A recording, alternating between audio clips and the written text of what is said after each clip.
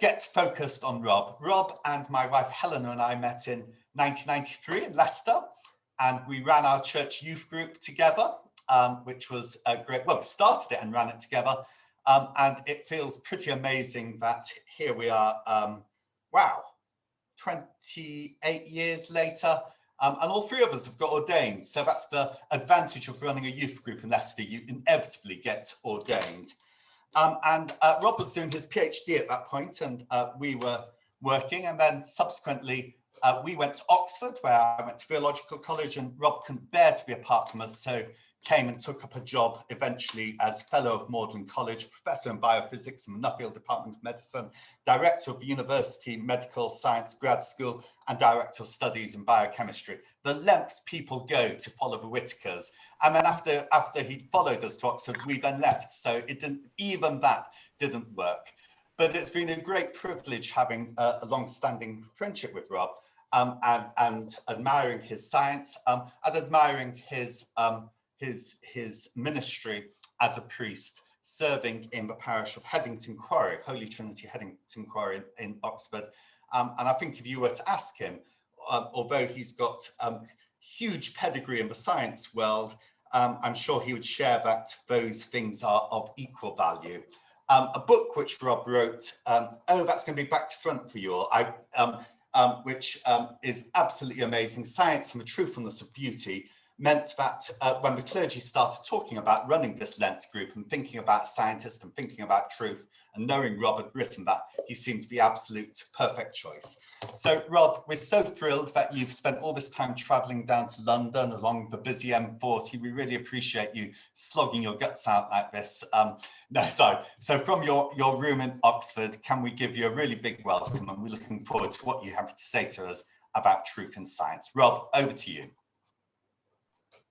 Thank you very much indeed, John. It's a pleasure to be here.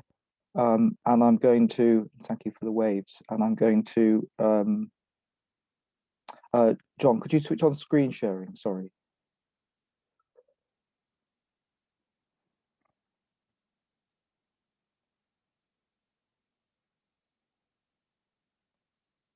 If you make me a co-host, I think that should be.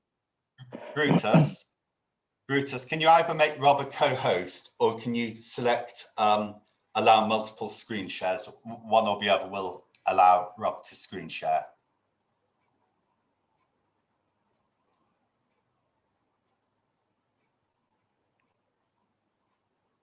Brutus, are you happy with that? Yeah, I've done it. Done it, awesome. Thank you very much indeed, Brutus. That's great.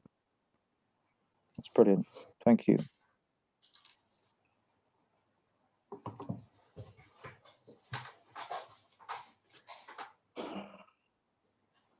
Never let the thing to.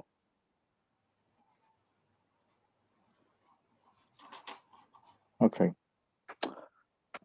So thank you very much indeed, John, for kind welcome, and it's lovely to be with you all.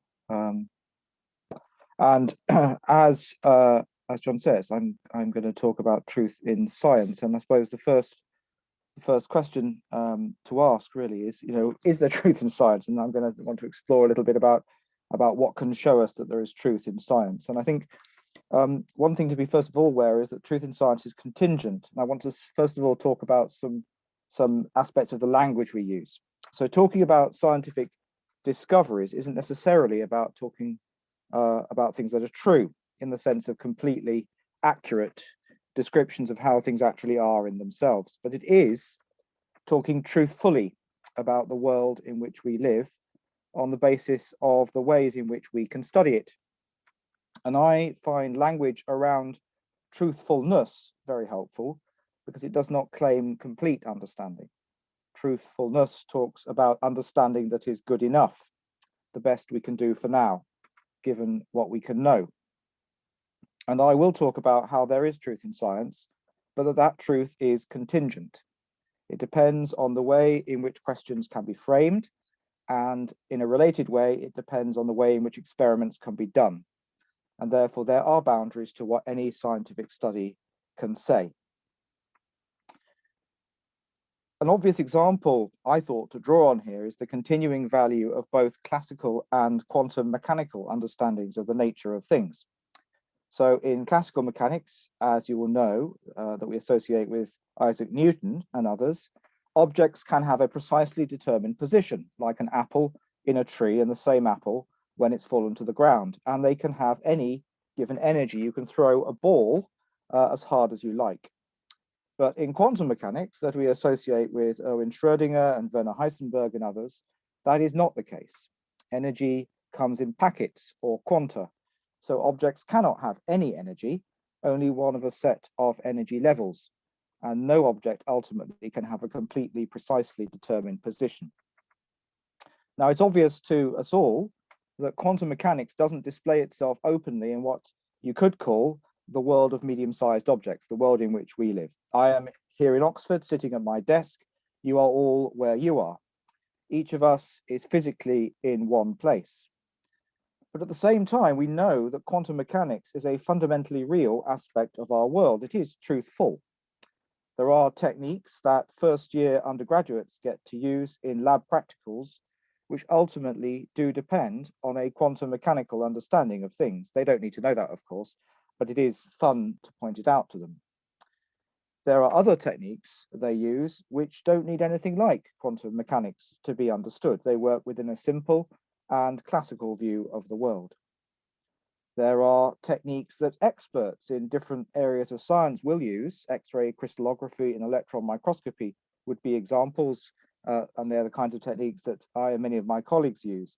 And they can be understood without any reference to quantum mechanics. And they continue to be sources of fundamental discoveries about the nature of reality that delight and enlighten.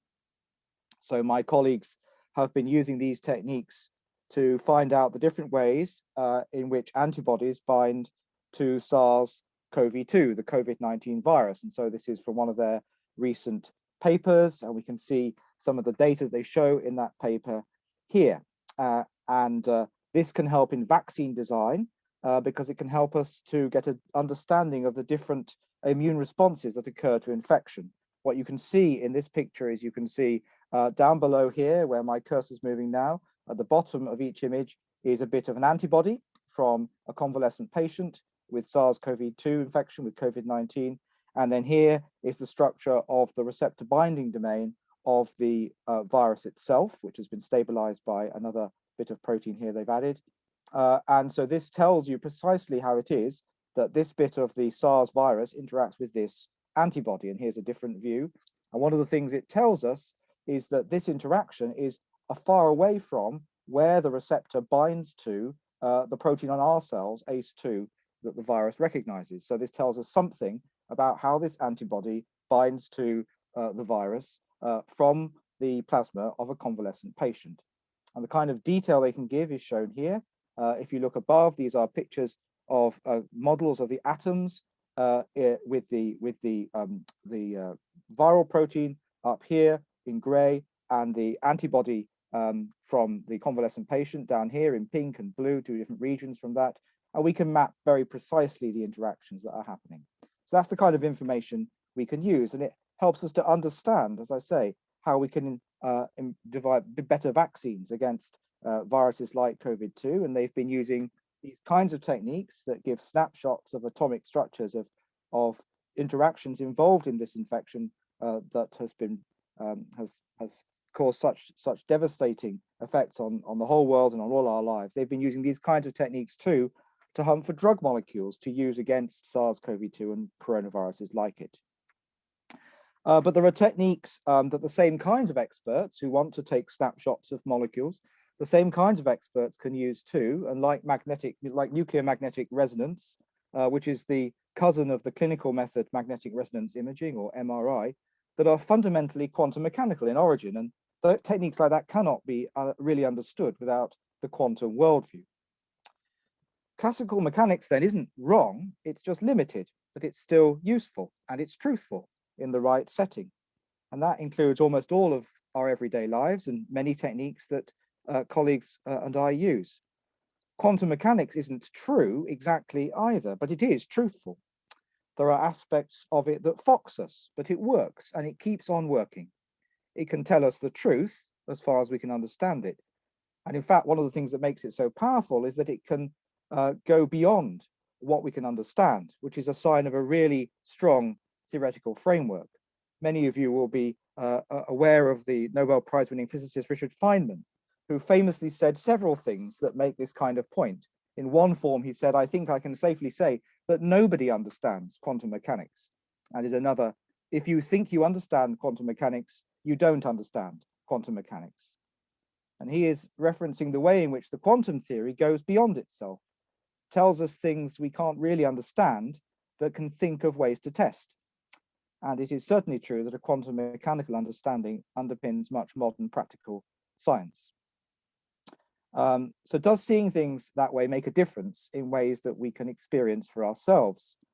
And for sure, for example, you can computationally design small molecules to act as drugs inhibiting an enzyme involved in cancer, say, and this is a designed inhibitor called, it's marketed as Gilbert, bound to an enzyme which is very important in a variety of cancers, particularly chronic myeloid leukemia. Or you could do that to tackle a virus that causes disease, and this is the drug Relenza bound to a protein from influenza virus. And you can do that using a Newtonian or classical approach, but people do find that if you use a quantum mechanical framework, you're likely to do better at designing your drugs. And when such drugs stop people dying, you have a pretty concrete demonstration of the truthfulness of what you are doing. So you shouldn't be lulled into thinking I'm suggesting scientific truths are just points of view, that they might be countered with alternative facts. I am just saying that truth in science is contingent on the ways we frame our questions and intuit answers to them. This contingency doesn't alter the impressive truthfulness of what scientists can tell you and the impressive benefits they can confer on the world. Drugs that stop you dying, like some of my colleagues leading the recovery trial have shown dexamethasone and tocilizumab can stop you dying from COVID-19 if you get very ill. Or like Gilbert, I showed you already, can stop you dying of leukemia. Vaccines that stop you getting sick, like those of my colleagues have designed against SARS-CoV-2. Truth in science is useful. Truth in science is also that it's something discovered and it's something far-sighted. I've referenced quantum mechanics already as an example of something that's far-sighted. Quantum mechanics is a necessary way of explaining certain phenomena that were being observed and that has proved very far-sighted. I referenced classical mechanics too, and Isaac Newton's apple, an experience that reputedly helped him to discover useful, truthful ways to frame reality in theory. I just said that science involves a form of intuition. We intuit answers that explain the data we have. Newton's contemporary Robert Hooke is a great example of someone whose intuition was profound. For example, regarding the law of the decay in gravitational force, also associated with Newton himself. And one of the most far-sighted discoveries in science is the one associated with Darwin and Wallace, among others, evolution by natural selection. And here you can see the famous cartoon Darwin drew as he thought through his theory. We see it playing out in real time now with this pandemic as viruses mutate and so vary to acquire different characteristics, some of which may confer advantage on them.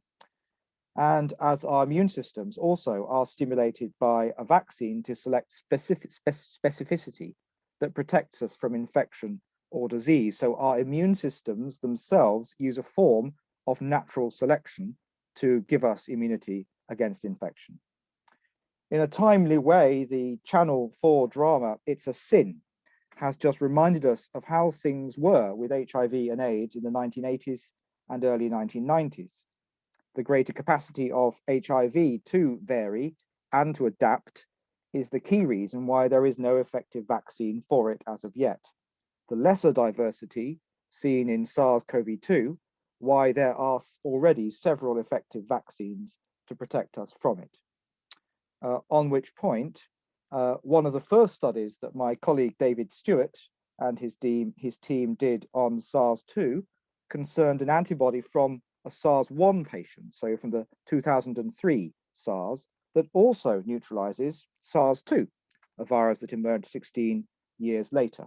And here you can see the structure again of an antibody from a patient, this time a patient who had SARS-1, but bound to the receptor binding domain for SARS-2. And this antibody provides cross-neutralization between the two viruses, which is one of many reasons. The fact that this antibody recognizes SARS-2 as well as SARS-1, it's one of the many reasons to have a lot of confidence in the efficacy we will find with the vaccination program here and in every country, because these beta coronaviruses are actually just not all that variable. They don't adapt very fast, unlike HIV. So we have a fair chance of staying ahead of them once the vaccination program has fully rolled out. News media have become too often just about presenting alternative views. In politics, this side says one thing, that side says another. There you have it. That's really what we're left with by many of our news outlets. This has affected how science too has come to be represented. Professor X says one thing, Professor Y says another. Who on earth are we to believe? Why should we trust one scientist over another to be telling us the truth? Why should we trust any scientist at all? We've had enough of experts. So is there truth in science? Well, each situation a scientist addresses will be different. Just because someone got things right in the past doesn't mean they will necessarily get things right now. James Watson was right with the insights he had about the structure of DNA and its functional implications. That does not mean we have to agree with him when he says that some ethnic groups are genetically less intelligent than others. Nevertheless, if you want to know if there might be truth in what a scientist tells you, I suggest that there are some simple questions to ask. What is their track record? Have they again and again proved pretty much correct? What is the evidence for what they are saying? If it is based on modeling, what were the starting premises for that? Do they make sense? If it is based on an experimental technique, how widely used is that technique and how successful is it? And what do their peers think? But I will say that there is this in common between politics, say, as presented in the media, and science reporting. Just because two scientists say apparently opposing things does not mean one of them is necessarily wrong. There might well be truth in what both of them say, just as there could be truth in both sides of a political argument. Both scientists might be wrong too, and probably are to some limited extent, just as both politicians can also be wrong. I guess the problem is a misrepresentation of what science is and how it does its work, both in the media and by politicians in particular. It's clear that scientists can answer many questions, and in ways that make a material difference to how everyone lives their lives. They can design vaccines that prevent disease and identify drugs that bring recovery from it. I point to these examples as ones close to my heart, because close colleagues of mine are working on them. But we should trust the fundamental method and worldview that delivers them, especially when the idea that there is truth in science is under attack for reasons that include the public representation of science, but also ways in which scientists have misused their power or their ability to mislead or knowingly cause suffering to others, or have caused damage to our environment. One of the reasons scientists attract enemies and opposition is that they are seen as people of power. Here you can see some leading scientists receiving various Nobel Prizes,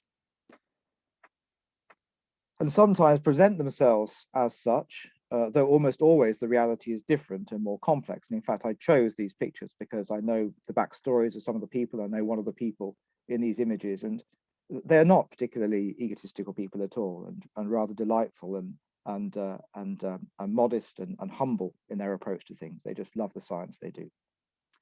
Truth in science does give power, the power of truth to advance understanding and to make real world differences that affect the lives of others, hopefully for the good. But this is, for the scientist, the power of responsibility, not power over others. In turn, scientists have a duty to speak truth to power. And we have seen this too in the pandemic, and we see it on climate change as well. Paradoxically, though, I suggest that the mistrust some feel that the power scientists wield actually further disempowers them, centralizing authority further into government, who are free to choose which bits of science they follow and which they ignore, who are free both to say that they are following the science and also to discount any given scientific position as merely a matter of opinion.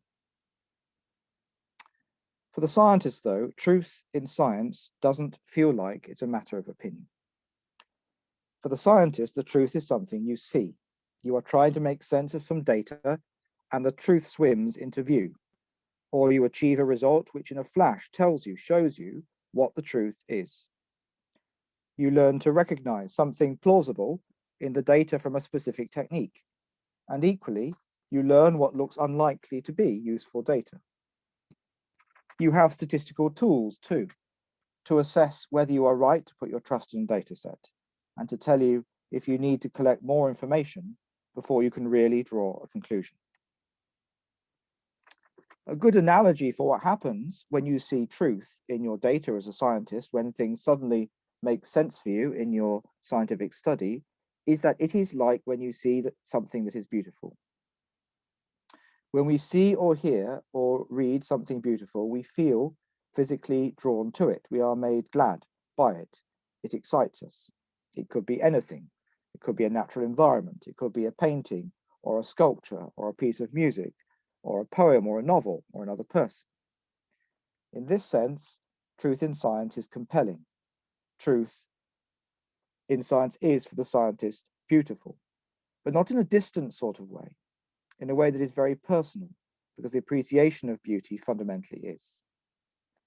But this does not mean that beauty in science is truth, because you can be misled. In fact, beauty in science is something we learn instead to recognize by being trained as scientists.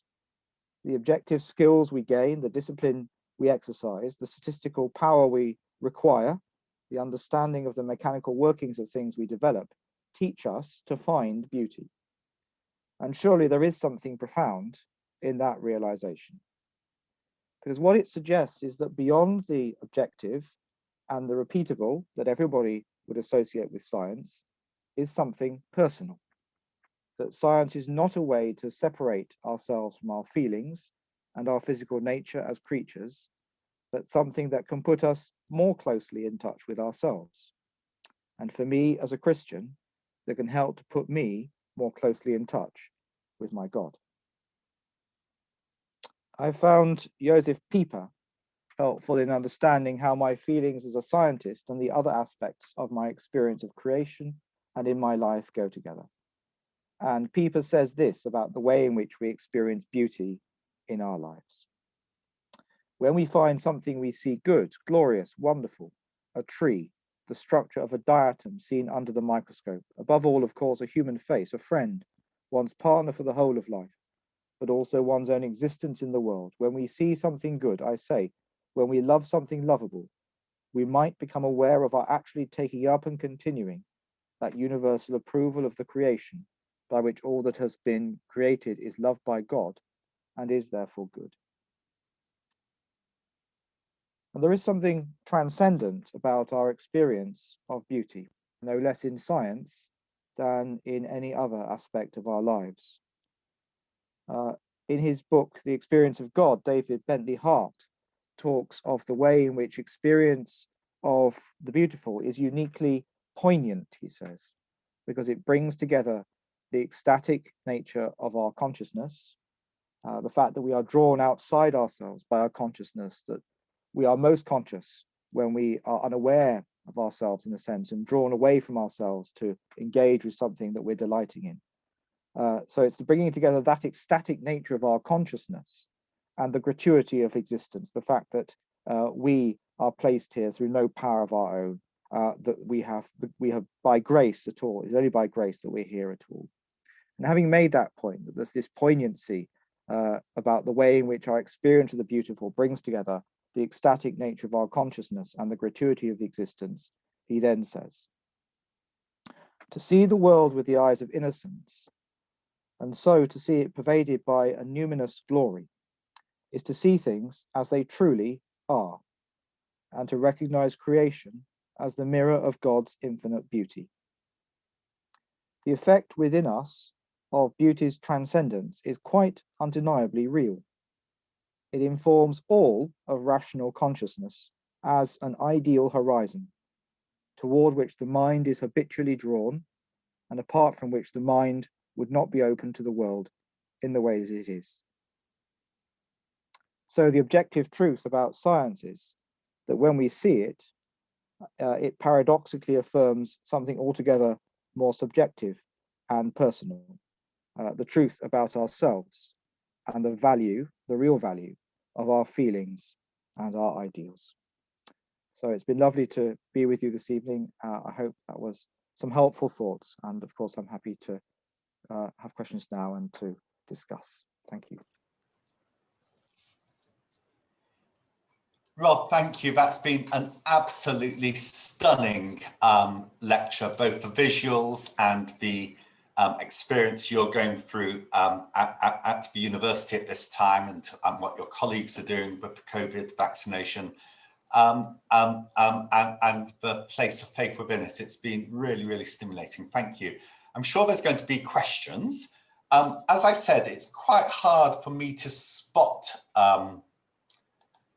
people who would like to, hold on. It's quite hard for me to spot people who want to ask questions. So if you could just send your question initially to the chat box, and then I might try and call your name out. But just as people warm up and start jotting down some questions and sending them to the chat box, maybe I'll start off with a quick one to you, Rob. And that's when we were young, slim and blonde back in 1993. I remember talking both about God with you, and we both realized that the feelings and views and experience we had of God was something which helped us to understand ourselves and our place in the world and our part in creation, and it was good and life-giving. And we also talked about science. Well, at least you talked about science, and I never understood it, but it sounded amazing and life-giving and delightful. But we always talked about them quite separately. Whereas when we've talked more recently, you talk in a far more holistic way, and you were teasing at it that there's something of our lived experience, that we encounter things of beauty, and things of beauty are good, and they can be revealed and understood both within the context of science and of faith. And is there any primacy in that, or do you find both science and faith do that job of revealing and holding things of beauty which bring goodness to you and the world we live in? So thank you, John. I think that what I'd say is that, and this is sort of what I hinted at the end of what I was saying, I think, or what I mean is that I was sort of, I didn't spell it out, but it's sort of what underlies what I was referring to in the quotations I used, which is that that there's a kind of sort of paradox here, I think, which is that, as I said, scientists are trained and we learn to do techniques, and we learn, we're drawn to become scientists because at school we've learned particular things and we thought they're fascinating and they excite us. Actually, I think we find them beautiful. That was my experience. And the sort of paradox here is that it turns out that it's not really that science, as it were, has the primacy, I would say, in our coming to understanding of things. It's not science that has the objective process of analysis and description and quantification that has the primacy. I would actually say it's the subjectivity that has the primacy, and that's kind of what David Bentley Hart is getting at, is that actually that the paradox is that you need the emotional response to get to the objective description. So the subjectivity kind of comes first, and then the objectivity comes. Now, of course, we do need the objectivity. We need to do the experiments. We need to do them again. We need to have statistical analysis. We need to understand techniques work. We need to have things peer reviewed. We need to have critiques, and all that is needed. But the point is, and this is a point made by quite a few people, that if you just treat that as a mechanism for science, a way in which science works, it can only really ever go round in circles, because you're using things to do experiments that you kind of understand how you can do them, and then you get results, and it sort of takes you back to the beginning. And to really break out of that, you do need intuition, and you do need to make leaps of imagination, and that is about how you feel, basically. And so it means, if you're asking about primacy, I would say that the primacy really is with the faith. And the scientist has to have faith in the first place, because they have to believe that they can trust their eyes, and they can trust their figures and so on. They have to believe they can trust their thinking, which is a huge paradox, that people, have talked about for a very long time, and it's actually been a particular area of focus in sort of philosophical theology around how our minds can understand our world, which people like which has people like Thomas Nagel from the atheist point of view, but a whole range of people from a Christian point of view have found very perplexing. There isn't really any fundamental way to justify the way our minds work, to kind of make sense of our world. So the point is, the scientist has to have faith in that to start with, and they have to have faith in their feelings, that the way in which that they saw something meaningful and something exciting in data is really reliable. So yes, the subjectivity comes first, and that's one of the big kicks that this sort of gives to the kind of scientific view of the world, because I do believe that for science to be effective, it needs to respect subjectivity of the scientist, and the subjectivity of human beings in general. So it's a bit of a long answer, but basically, yes, that's the answer. Thank you. That's the A primacy. couple of questions have popped up on the chat. Yes. I'm not sure if you've got that open. I can see, yes. There's one. Okay, why don't you take Brutus's, read it out for everyone in case some people don't have the chat open, and then offer your reflections, rather. So, do you think there are parallels, Brutus asks, between finding truth in science and truth in faith / scripture / theology? And I do, actually. I think there's one way in which I've thought about this is, I think there are parallels between the way in which scientists do their work and prayer. And so the reason why I say this is that if you think about, which we go for first? Let's go for prayer first. You think about prayer. And prayer is something where our frameworks of prayer are informed by our tradition. They're informed by people from the past who we respect, who shaped a worldview. They're formed by our practice. We have to be patient in prayer. We have to give time to prayer. We have to not be kind of thinking about what we're going to have for breakfast or how much we hate the person who lives next door. We have to really engage in it. So it requires our concentration. And we have to open ourselves to kind of what may be revealed to us in prayer. So those are all things which are true of prayer, and they are also true of science. So in science, you learn from the past, you learn from the approaches, the paradigms, the techniques that others have developed.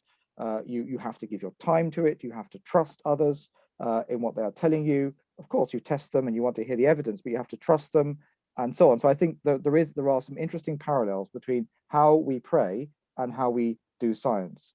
And in the end, I think that one of the points I suppose I'm making is that in terms of fundamental human activity, I'm not sure they're very different, except of course that prayer is a purer form of what science is trying to do. Scientists are trying to engage with the reality of things and understand them, to relate to them. And prayer is a kind of purified, a kind of really focused form of what is driving the science. That willingness to be open, to be unegotistical, to learn from others, and then to offer yourself to what you're doing in order to engage with it fully, and receive from it what it has to give you, and in prayer what God has to give you, what God has to reveal to you, what prayer reveals for you about yourself, and how it allows you to express your love for others and your concern for the world. So that's one way in which I think there are parallels between finding truth and in faith and truth in science. Actually, the praxis, the way in which we do it, the way in which we pray, and the way in which we do science do have a fundamental kind of relationship. There are other ways as well, but that's one. I hope, Brutus, is that one way of addressing the question? Yeah, no, that's great. It's a really interesting analogy. Yeah, I suppose I also wondered whether you had a view on the role of beauty in that as well, and sure. that theologians, David Bentley Hartley one, would talk about the role of beauty and that sense of being drawn into God, and whether that is something that people would feel as science. You touched on that a bit in your talk, but yeah. Yeah, no, absolutely, yeah. So, and in fact, what I'd say is that so when I've talked about these kinds of themes and when I've written about them, sometimes you think to yourself, well, maybe you're a bit mad. You know, this is all a bit crazy, really, banging on about love and beauty and I haven't really talked very much about love, but I think that in the end, when we describe something as beautiful, what's fundamentally happening is we are expressing our love for it, because to find something beauty is to value it for itself, to want it to continue to be itself, not to want to damage it, and it's to love it. It's to value it for the thing that it is. And I think that you know, in science, scientists have to love what they study. And not only do scientists talk constantly about how beautiful their findings are, they also talk about how they love what they do. And it's clear that there is a love, a real subjective, emotional engagement in self-giving to the thing that they're studying. So absolutely, Brutus, yes. I think there's a very strong link. And when I said that, you think to yourself, you're mad. When I was reading David Bentley Hart on bliss in his book, The Experience of God, you know, that passage that I quoted from is a passage where I recognize that he is talking about exactly the same kinds of experiences I've had in science, but he's talking from a philosophical point of view about the experience of God. It's very, very profound. And in fact, you know, he ends that passage by saying, you know, basically making the point that, you know, this kind of experience means that a kind of a physical explanation of causality. And so he's then reaching out into thinking about how, you know, creation relates to the God who enables it to exist. A physical explanation of this just doesn't work, because all that's meaningful in our experiences isn't really about physical kind of causal things. It's about relationships are what shape our lives. So yes, I think that there's a very key link there. That blissful experience in science is a way of thinking God's thoughts in creation after God. So it's there's a direct link, I think. Yeah.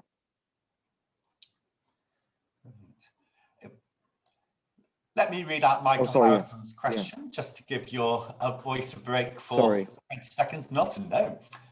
From Michael Harrison, you mentioned that some aspects of quantum mechanics are not fathomable. Is that because the human mind is not equipped to understand some aspects of the way the universe has been designed, or do you think that these known unknowns will be understood in time? So I suppose what I'd say is that I suppose as a scientist, I am committed to believing that in principle we can describe. In principle, I don't see any reason why it wouldn't be possible to describe everything there is to say about the physical nature of the universe.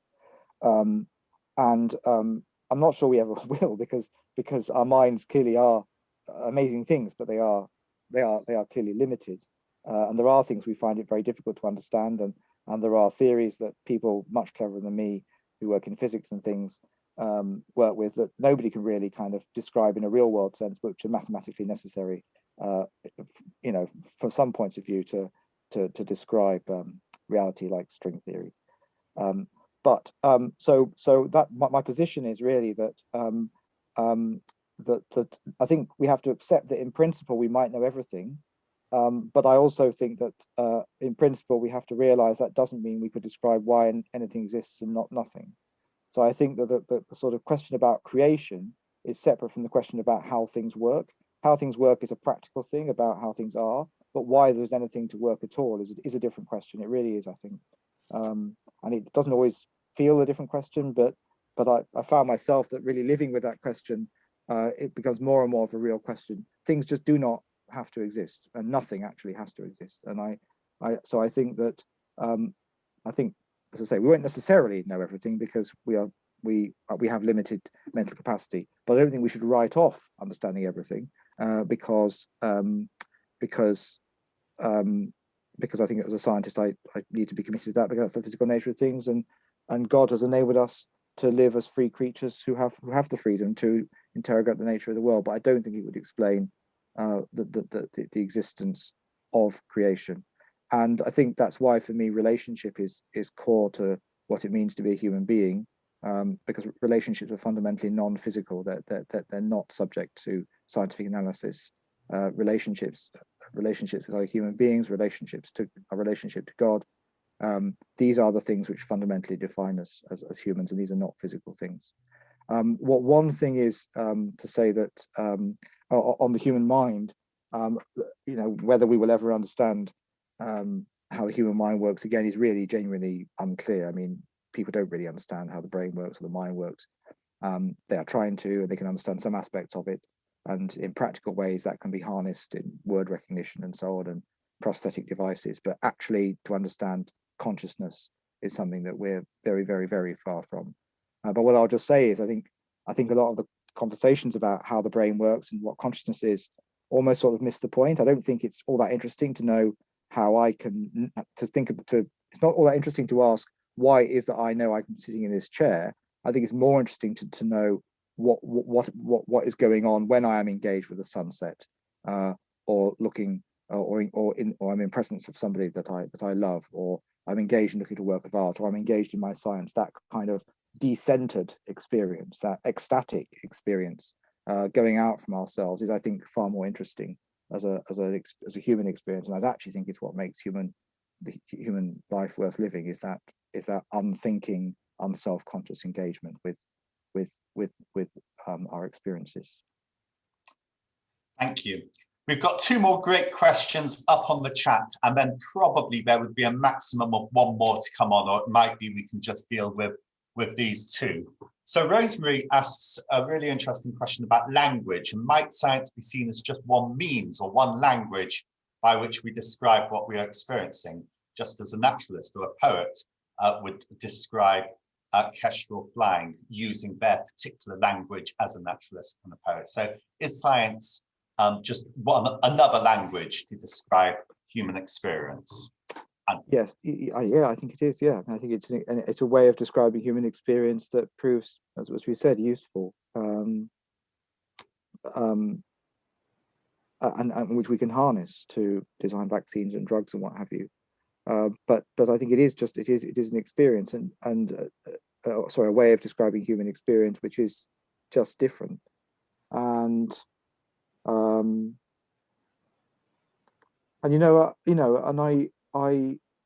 don't know if this is a good example. These are 2 examples sort of from science, but they sort of make the point, I hope. So, my colleagues who make the vaccines, so they, what's fed into that is their understanding of the immunology and their understanding of how they can use the chimpanzee virus to carry the information from the SARS virus and so on, all this. So that's all kind of very scientific. But the way they've done it is also based on ideals that they have around, let's make a vaccine which is really quite cheap, and that's not an example from the natural world that you give, Rosemary, which is another very good example of where we might describe how, I don't really know how flight works, but anyway, how the flow of air either side of the bird's wing kind of gives it lift, and we could also just describe the beauty of the bird floating in the air, and actually we can bring those together to some extent if it's flying through a bit of wispy cloud, because then you get kind of both the effect of the air and you kind of see it moving over its wings. But so it's different. But I think that the vaccine designers, what they're doing, again, you can describe it in 2 different languages. It's an ethical thing, and it's also a practical thing, and those are 2 different ways of describing it: an ethical language and a scientific language, and they're both aspects of what they do, and actually they're both practically important in the way that they're doing it. So that would be an answer, I think. That's brilliant. And I think so many of us don't realize that there's a sort of a morality and an ethical basis behind scientific engagement in vaccinations. And some people may have twigged that your colleagues, Sarah Gilbert, no relative of yours, but your colleague who's headed up the AstraZeneca Oxford vaccine. So that's what you've been alluding to. In yes, that's right. And behind that. So that's so interesting to hear about. No, but also the point is, John, that, in the ethics, you say, yes, there is ethics, or rather there ought to be ethics. There isn't always ethics, right? So, but I think what's kind of moving about the way Sarah Gilbert, Andy Pollard, Tess Lamb, and Adrian Hill have done what they've done is that they have decided to do it in a way which resources lower middle income countries. It's really impressive. It's very, very impressive. Didn't have to be that way, and it is. And it just shows that's 2 different ways of describing something practical they've done. There's this lab-based thing, and there's a kind of getting it out, and they're both relevant. Brilliant. Well, Eve is singing your praises. Thank you for your knowledge being so impressive and your ability to explain it to people like Eve with barely a layperson's scientific understanding. Thank you. Rob, in your experience, how much crossover is there of high-level scientists also having a strong faith? So what I'd say is that I'm not sure whether I don't know any statistics on this, so all I can give you is anecdote. But what I will say is that there are plenty of very high-level scientists who have a strong faith, and there are plenty who don't. I have no idea whether the proportion of scientists who have a faith is greater or less than the proportion of people in the general population who have a faith. But I think in the end, what makes scientists people of faith is the same things that make anyone a person of faith. They are the relationships that have nurtured them in family, their relationship with God, their experience of religious communities, their experience of prayer, their adherence to a tradition, and so on. And there are some very, very prominent and senior scientists who are people of faith. The director of the National Institutes of Health in the United States, Francis Collins, is famously a person of faith.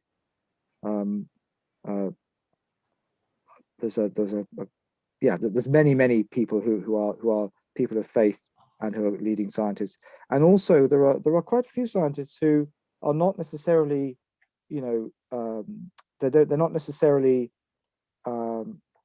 religious practitioners, and they may be, frankly, they may in the end they're somewhat agnostic, but they're very respectful of faith, and that is even more widespread. So yeah, in my experience, there are a good number of leading scientists who are people of faith. And what's quite interesting, actually, one thing I've noticed is that quite often, so one of the kind of things people say about science and faith is that, oh well, physical scientists, you find that they're more often religious because they have a sort of mechanical view of the world, and it kind of suits their worldview to think of it kind of being created because that means it works as neatly as it does. And then people say, oh, but biologists, because they have to engage with like nature red in tooth and claw, and it's all messy and nasty, they tend to see the bad side of life, and so they tend to be less likely to be religious.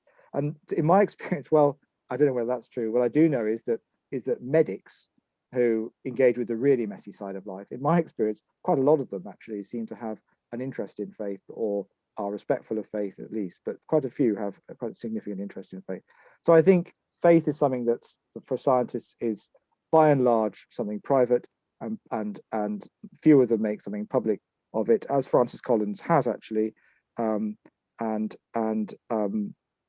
as some scientists in this country, such as Simon Conway Morris in Cambridge, and man whose name stupidly I forget for this moment, Tom McLeish, who's now at York, very prominent physicist, have made a public showing of their faith. For others, it's just a private thing that they practice.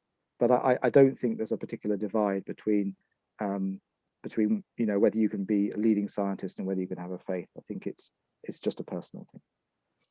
Thank you. I think the last question we have for tonight is from Brutus. Brutus, can I hand over to you to ask it?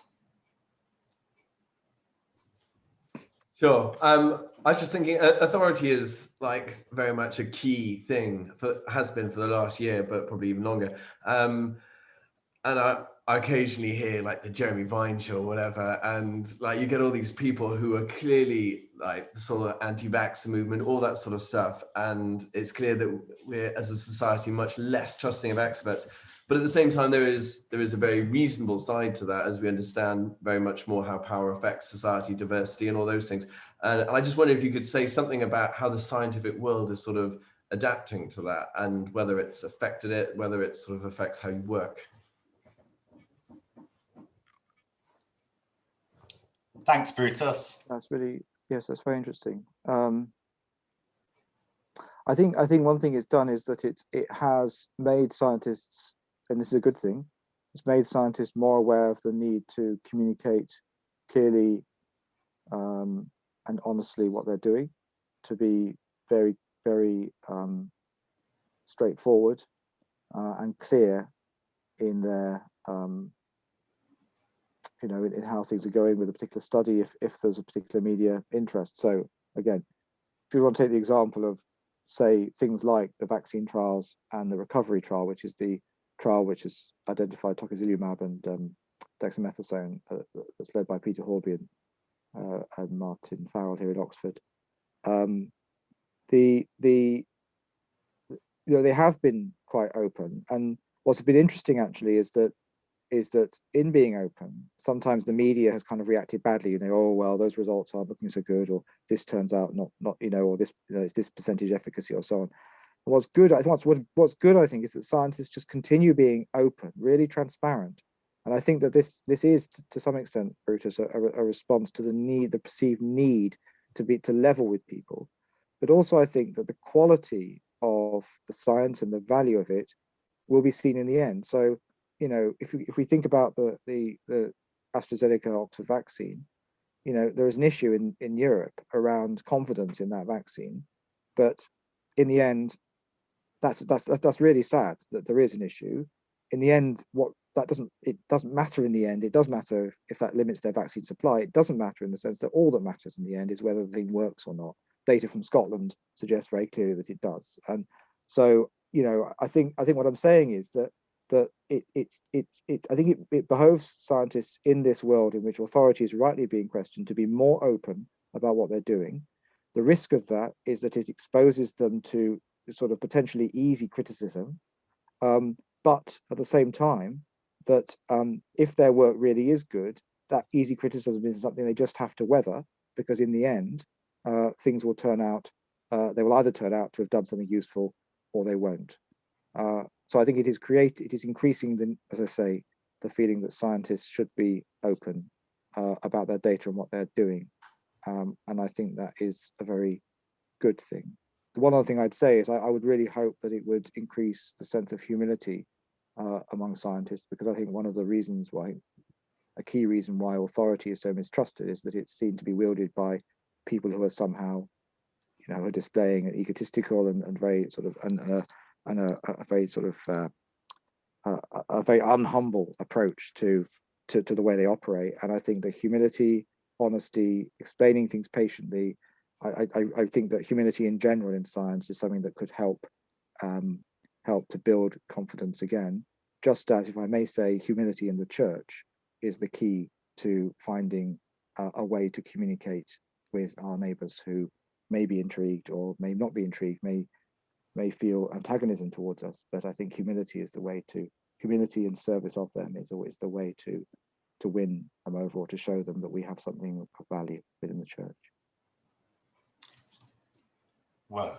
Rob, great last words. We're going to finish with doing three things, because I know in particular Rob's got a 8:30 meeting to go on to. Prayers for healing and hope. Let me speak about next week, offer a prayer, and then we'll do a warm round of applause to Rob. So ladies and gentlemen, next week, same time, same place, so to speak. And Elsa Keep, who is works for Channel 5 News and lives in Putney, is going to speak about truth in journalism.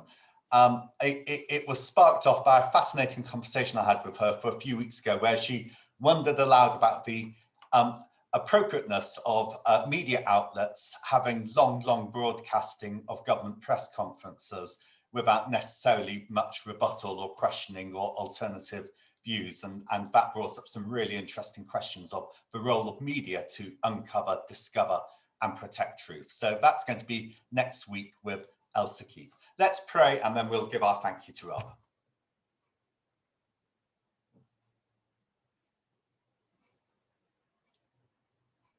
For the beauty of the world, for the goodness of life, for the wonder of truthfulness, for language, for science, for faith, for seeking to give to the common good, to learn from others and our heritage, to give of ourselves in the pursuit of something which is good for us, good for humanity, and good for this world to whom we have been entrusted. For all of this, we give you our thanks and praise. In Christ's name, amen.